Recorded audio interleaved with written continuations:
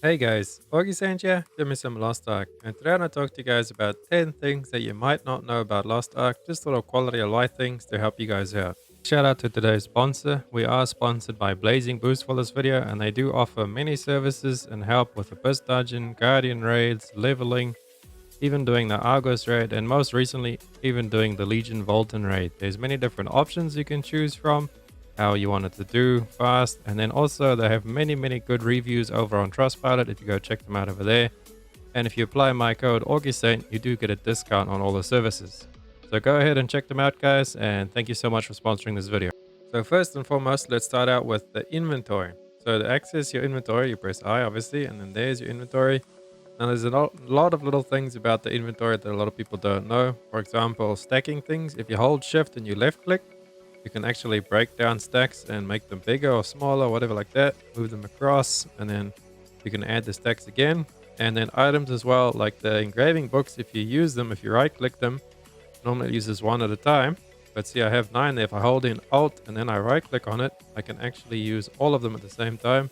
You can use up to 30 items like that. For example, when you open up little bags as well for the pouches, the honor pouches, the shard pouches, all of those, you can open 30 of those at a time.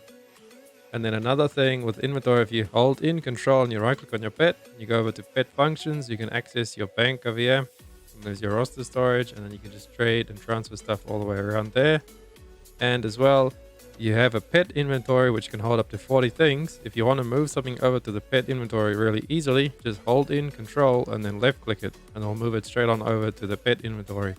So if you got materials from a curse dungeon or whatever, you just want to hide them out of sight, just control click them over on into your pet inventory. If you want to move them back, you just click move all.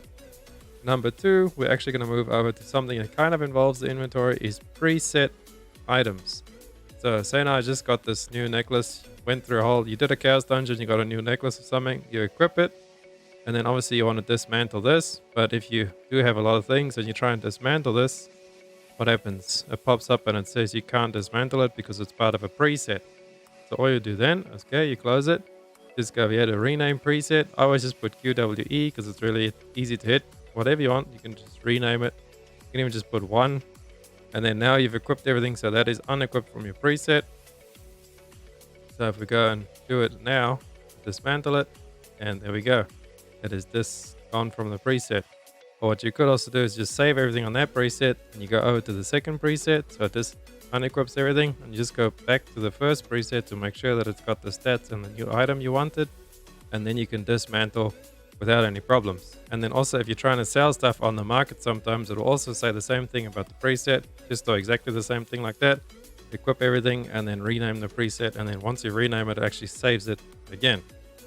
Alright, tip number 3, we have the minimap. So if you press tab, you do bring up this minimap over here. Normally it's in the middle of the screen, starts out over there, and how you actually move it around is you hold in your middle mouse button and you can move it around wherever you want. So you hold in your middle mouse button on the map and you can move it to wherever you want. I like to move mine to the left sometimes like this. Unless there's a party over there, then I just move a little bit like that. But around there is where I usually keep it when I'm running through a zone, especially when you're doing guardian raids, looking for stuff like that. So that is that tip over there.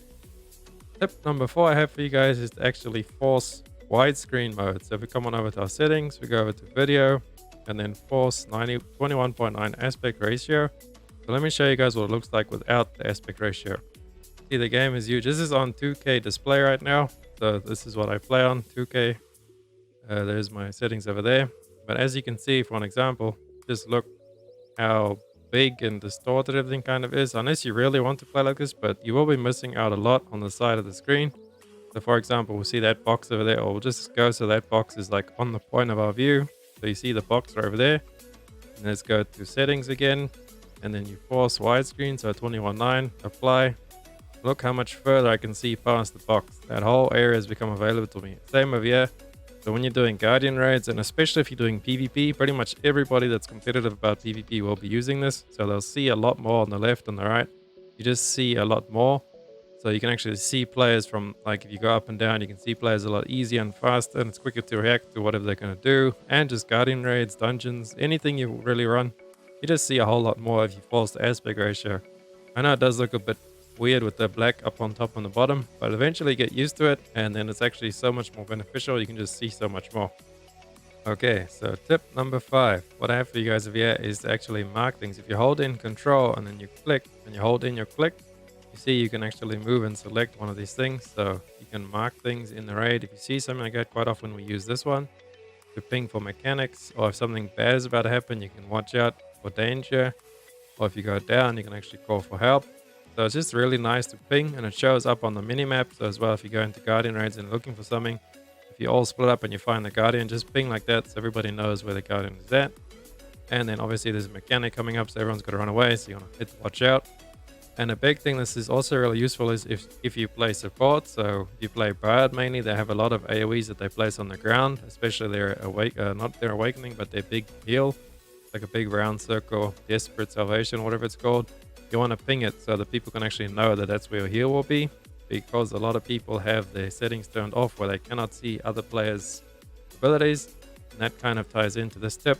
So if you go over to your settings, you can actually go to, okay, so there it is in gameplay, controls and display, battle effects display. You want to put that on include buff effects of party members, and then the rest, if you have it on for all targets, it's going to show you everything from your teammates.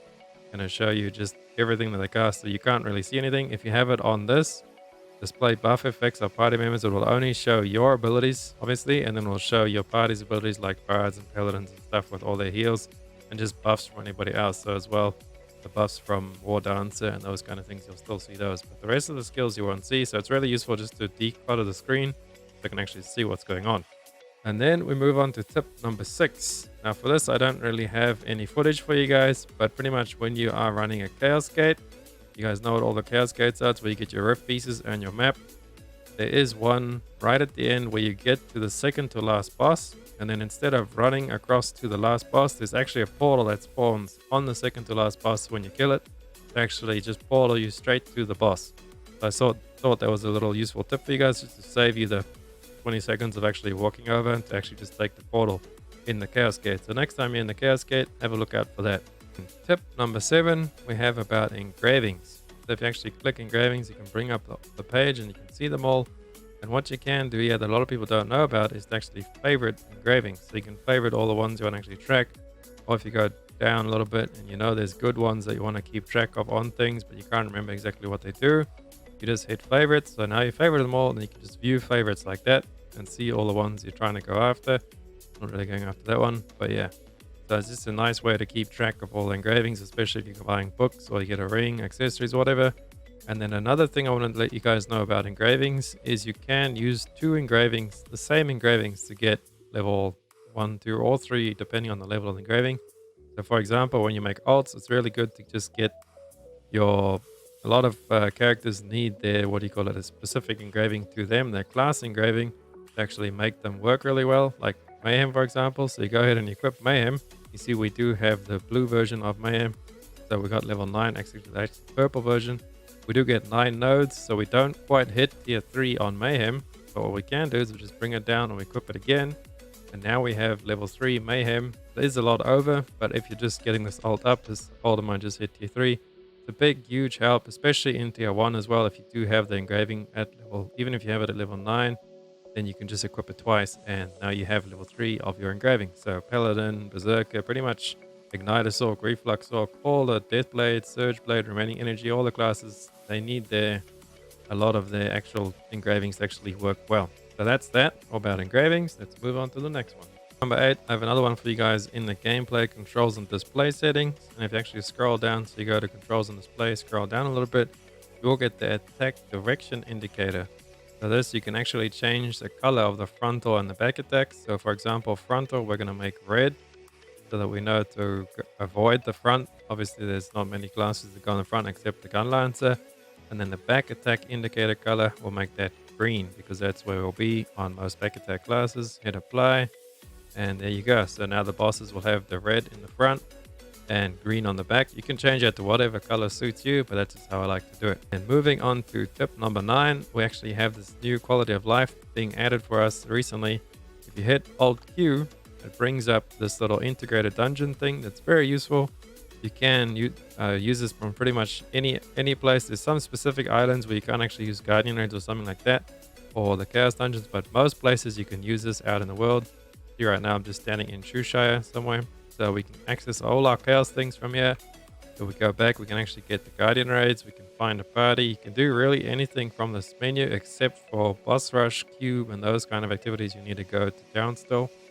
Or you can actually just click on find a party over there. And then you can go to boss rush and you can make a party or the cube as well. So technically you can do them outside of the town as well.